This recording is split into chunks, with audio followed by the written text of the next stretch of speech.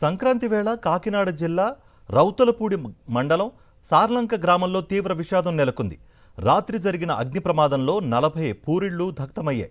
దాదాపు 40 కుటుంబాలు రోడ్డున పడ్డాయి. పండుగ సరుకులకు అక్కడి వారంతా తుని వెళ్లారు. తిరిగొచ్చేసరికి వారి నివాసాలన్నీ కాలి బూడిదైపోయాయి.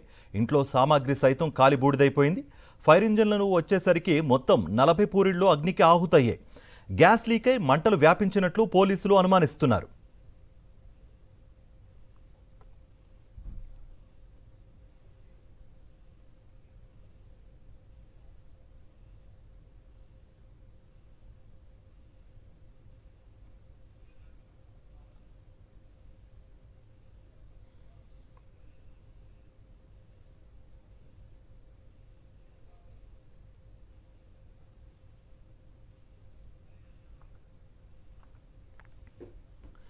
సంక్రాంతి వేళ కాకినాడ జిల్లా రౌతులపూడి మండలం సార్లంక గ్రామంలో తీవ్ర విషాదం నెలకొంది. రాత్రి జరిగిన అగ్ని ప్రమాదంలో 40 పూరిళ్లు దగ్ధమయ్యాయి. దాదాపు 40 కుటుంబాలు రోడ్డున పడ్డాయి.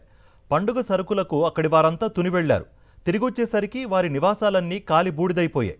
ఇంట్లో సామాగ్రి సైతం కాలిపోయింది.